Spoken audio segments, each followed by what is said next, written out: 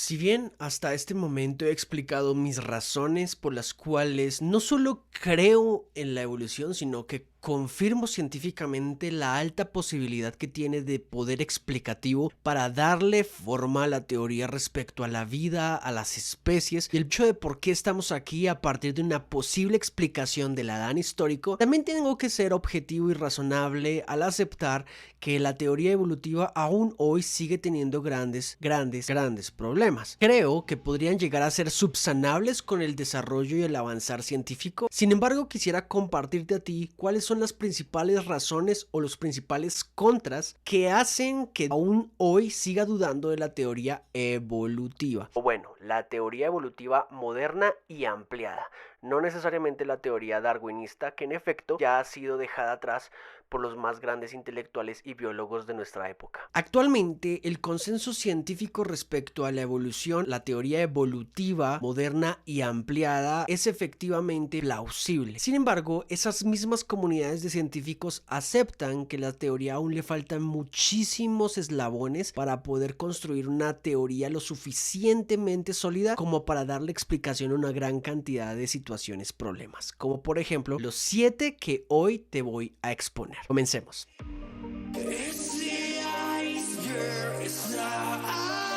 La célula, la caja negra del darwinismo. Este nombre se hizo popular con el doctor Michael Behe, quien popularizó en efecto este título con su libro llamado La caja negra de Darwin. Formula que en la época de Darwin la célula era una caja negra, un misterio, una especie de código que no había sido descifrado y por lo tanto era misterioso. Pero en la actualidad la célula ha dejado de ser un saquito sin apenas nada en su interior para convertirse en una especie de factoría repleta de organulos altamente complejos que interactúan entre sí, realizando funciones elegantes y precisas. Resulta que la base de la vida no era tan sencilla como se esperaba. Y es que la ciencia que estudia las células ha descubierto que cualquier función de los seres vivos, como la visión, por ejemplo, el movimiento celular o la coagulación de la sangre, es tan sofisticada como una computadora o una cámara de video. La alta complejidad de la química de la vida frustra cualquier intento científico que pretenda explicar su origen a partir del azar, la casualidad o la selección natural. Esto se ha empezado a decir ya en voz alta en el mundo de la ciencia. El Dr. Behe, en su libro La caja negra de Darwin de 1999, dice lo siguiente: ahora que hemos abierto la caja negra de la visión, ya no basta con que una explicación evolucionista de esa facultad tenga en cuenta la estructura anatómica del ojo como hizo Darwin en el siglo XIX y como hacen hoy los divulgadores de la evolución. Cada uno de los pasos y estructuras anatómicos que Darwin consideraba tan simple implican procesos bioquímicos abrumadoramente complejos que no se pueden eludir con retórica. Los metafóricos saltos darwinianos de elevación en elevación ahora se revelan, en muchos casos como saltos enormes entre máquinas cuidadosamente diseñadas, distancias que necesitarían un helicóptero para recorrerlas en un viaje. La bioquímica presenta pues a Darwin un reto liliputense. De hecho, el reconocido evolucionista español Faustino Gordón reconocía que, curiosamente, Darwin, que da un nuevo sentido a la biología, a los 10 años de su muerte parece que ha impulsado poco esta ciencia. ¿A qué se debe esta infecundidad hasta hoy de Darwin y, en cambio, la enorme capacidad incitadora de Mendel? ¿Y qué puede suceder en el futuro? Y es que Gregor Johann Mendel fue un fraile agustino católico y naturalista. Formuló por medio de los trabajos que llevó a cabo una diversa variedad, algunas de las leyes más reconocidas que hoy llevan su nombre como leyes de Mendel, que dieron origen a la herencia genética. En sus resultados encontró caracteres que, según el alelo sea dominante o recesivo, pueden expresarse de distintas maneras, por lo cual parecería hoy que la ciencia sigue sin saber cuál podría ser el mecanismo evolutivo capaz de producir la diversidad del mundo natural. El segundo contra que yo veo de la teoría evolutiva, ya sea moderna o ampliada, es que las especies cambian, pero no tanto. En su libro La evolución de lo viviente, Pierre-Paul Grassé dijo lo siguiente: el estudio comparado de los sueros, las hemoglobinas, las proteínas de la sangre, de la interfecundidad, etc., atestiguan que las razas permanecen en el mismo cuadro específico. No se trata de una opinión, de una clasificación subjetiva, sino de una realidad medible. Y es que la selección concreta reúne las variedades de las que es capaz un genoma, pero no representa un proceso evolutivo innovador. La naturaleza más o menos dirigida por la intervención humana es capaz de hacer de un caballo salvaje un pony o un pesado percherón, pero no puede convertir un perro en un oso o un mono en hombre. Los pequeños pasos de microevolución permitirían que, por ejemplo, un virus como el del SIDA modifique su capa externa para escapar al sistema inmunológico humano, o que determinadas bacterias desarrollen su capacidad defensiva frente a ciertos antibióticos. Y por otro lado, la macroevolución, sin embargo, apela a los grandes cambios que, como el salto de una bacteria a una célula con núcleo eucariota, por ejemplo, podría llegar a explicar precisamente los saltos de una especie a la otra. Sin embargo, estos grandes saltos hoy siguen siendo misteriosos, aún para la teoría evolutiva ampliada. Mucha gente sigue la proposición darwiniana de que los grandes cambios se pueden descomponer en pasos plausibles y pequeños que se despliegan en largos periodos. No existen, sin embargo, pruebas convincentes que respalden esta postura científica. En este sentido, Karl Popper, el gran filósofo de la ciencia, afirmaba que la teoría evolucionista no es una teoría científica porque no se puede refutar ni tampoco demostrar. La conclusión a la que llega este filósofo sobre la teoría de la evolución es que se trata de un programa de investigación potencialmente metafísico. Ahora, es de aclarar que en todo caso, si esta teoría hace parte del campo metafísico, eso no necesariamente la hace implausible, solo que le hace improbable en la medida en la que dicha teoría se sustenta en el naturalismo, que en efecto no podemos probar. Mi tercera en contra frente a la teoría evolutiva son precisamente algunos órganos llamados antidarwinianos o antidarwinistas. En la perspectiva evolucionista, los órganos homólogos son aquellos que tendrían un mismo origen embrionario y por tanto serían una prueba de la evolución. No obstante, hoy se sabe que en realidad distan mucho de poseer el mismo origen embrionario, como alas, patas, placentas, los organismos bioluminiscentes que aparecen en diferentes especies y todas muy diferentes unas de las otras. Las células que controlan los latidos del corazón, el sistema hormonal que es capaz de iniciar la pubertad o la menopausia y otros similares indican que la analogía entre un organismo viviente y un reloj no es tan disparatada. Además, muchos de los componentes bioquímicos de las células actúan como engranajes, cadenas flexibles, cojinetes o rotores similares a los que tienen los relojes. Los mecanismos de realimentación que se emplean en relojería también se dan en bioquímica. Incluso es posible que en el futuro se pueda llegar a diseñar relojes mediante materiales exclusivamente biológicos. Véase el CRISPR, por ejemplo. El hecho entonces de que no se haya descubierto todavía la función de una determinada estructura no significa que carezca de función esa estructura. Remy Chauvin, en el libro El fin de un mito, dice lo siguiente: somos personas centradas en la práctica, con los pies en el suelo. Lo que nos interesa en una teoría es que sea eficaz, que inspire experimentos. Ahora bien, y ya estoy oyendo chillar a algunos fanáticos, ¿reúne el darwinismo todavía estas condiciones? Es innegable que el darwinismo le ha dado un gran impulso a la biología, pero ¿puede Darwin todavía aportarnos algo? Creo que no. Y no solo porque se hayan proferido demasiados disparates y errores en su nombre. Me parece que desde hace años la convicción de que el darwinismo era la respuesta definitiva ha paralizado la investigación en otras direcciones. Hoy día no tenemos ninguna alternativa al darwinismo, salvo la de buscar una nueva teoría, cosa que hasta ahora no se ha intentado seriamente. Y fíjate, Remy Chauvin está convencido de que las especies han evolucionado, pero no mediante los mecanismos que propone el darwinismo, sino por medio de algún programa todavía desconocido que debe estar escrito en el interior de las células. William Dembski dice lo siguiente: las causas naturales son demasiado estúpidas para avanzar al mismo paso de las causas inteligentes.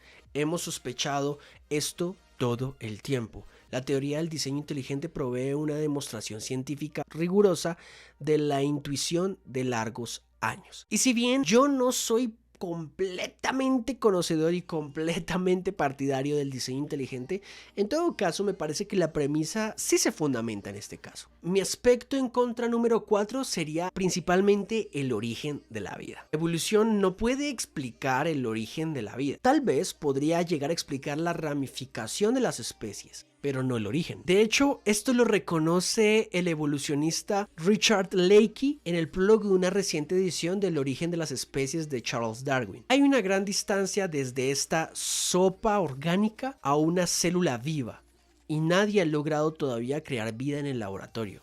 Considerando que los científicos están intentando comprender acontecimientos que tuvieron lugar hace millones de años, nunca conoceremos la historia completa del origen de la vida. Y es que resulta que en la naturaleza cada molécula de aminoácido posee también su simétrica. Por ejemplo, para pasar del idioma del ácido desoxirribonucleico al de las proteínas se requiere una especie de diccionario traductor que es el código genético. De hecho, los matemáticos aficionados a jugar con los números han señalado que formar así por casualidad una sola proteína de tamaño medio sería como encontrar un grano de arena teñido de rojo en la inmensidad del Sahara. Es decir, algo absolutamente imposible. Fred Hoyle y Chandra Wickramasinghe, en su libro llamado La evolución de la vida desde el espacio exterior, afirmaron que la probabilidad de que la vida hubiera surgido en la Tierra por sí sola se encuentra en el orden de probabilidad de 10,40.000.20.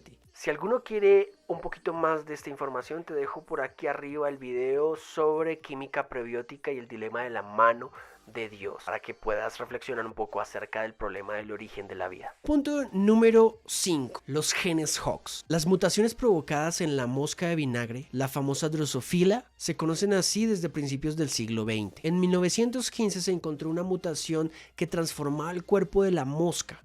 Cambiaba la parte anterior del tercer segmento del tórax, que suele poseer unos pequeños órganos llamados halterios capaces de estabilizar el vuelo, con una copia de segundo segmento que es donde van las alas.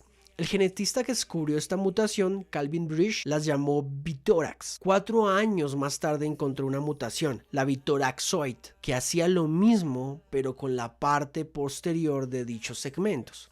Pues bien, la combinación de ambas mutaciones daba lugar a una mosca con 4 alas en vez de 2 y 8 patas como las arañas. Una verdadera pesadilla para los neodarwinistas. Por lo que los genes de tipo bitórax, donde se producen tales mutaciones, reciben el nombre de genes Hox y actualmente se conocen ya docenas de ellos. Se ha descubierto que su función principal es regular a otros genes y que están dispuestos en el cromosoma en fila y en el mismo orden que las partes del cuerpo sobre las que actúa cada uno de ellos. Pero lo más extraordinario y que ha dejado perplejos a los investigadores es que tales genes no son exclusivos de la mosca Drosophila, sino que existen en todos los animales y en el ser humano. Además, se ha comprobado que son intercambiables entre especies. Un gen Hox llamado, por ejemplo, Deformed, especifica la cabeza de la mosca, pero también la de un sapo, un ratón y un hombre. Esto significa que un gen Hox humano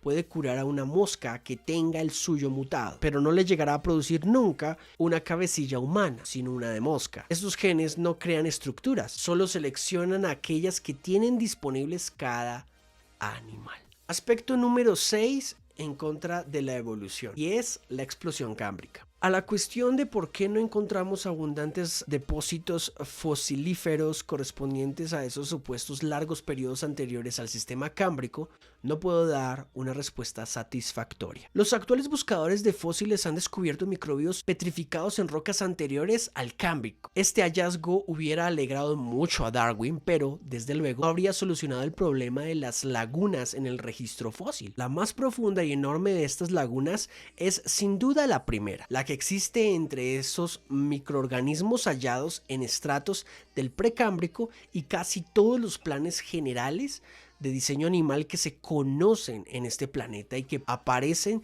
ya como una explosión de vida a principios del Cámbrico, primer periodo de la era primaria según la geología actualista, o evolucionista. Para que tengamos una ligera idea de la rapidez con que se produjo esta aparición, basta recordar que solo habría durado un 0.2% de la historia de la vida de la Tierra. 3.000 millones de años bajo el dominio de las bacterias invisibles y de repente, en solo 10 millones de años, un pestañeo fugaz en el tiempo de la evolución, los océanos se llenan de moluscos, gusanos, medusas, crustáceos, estrellas, esponjas, cordados y otras clases de animales que ya no viven en la actualidad. ¿Por qué tanta prisa? 3 de los paleontólogos evolucionistas que más han estudiado el fenómeno de la explosión cámbrica, James Valentine, David Jablonski y Douglas Irwin, han manifestado lo siguiente. Tanto el registro fósil como las filogenias moleculares, genealogías basadas en comparaciones de ADN, son coherentes con la idea de que todos los animales vivos en la actualidad habían aparecido ya antes del final del intervalo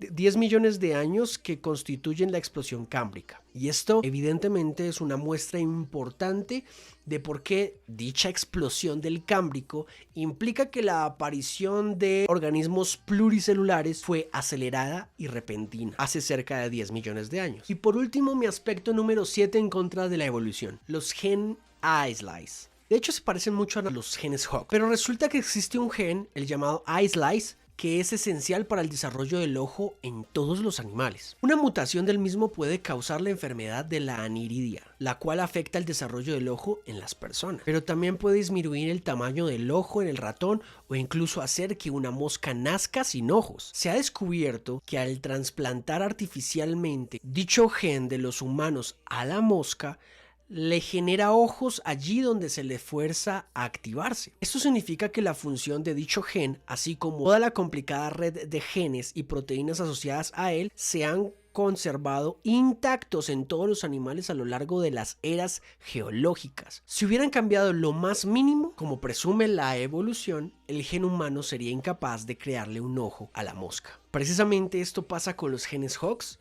y los genes I-Slice. Por lo tanto, y como conclusión, creo que la ciencia está avanzando mucho en estos aspectos. Tenemos grandes cantidades de teorías que hacen parte de lo que hoy conocemos como teoría evolutiva moderna o ampliada, que están usando otro tipo de premisas e hipótesis para llegar a tener un gran poder explicativo acerca de por qué la gran variedad de especies, aunque nunca van a poder explicar a partir de la evolución el origen de la vida. Y si bien podrían haber muchos más aspectos en contra de la evolución, estos son los 7 principales que yo te ofrezco. La pregunta es, ¿cuáles son tus contras frente a la teoría evolutiva? Cuéntame por favor aquí abajo en los comentarios.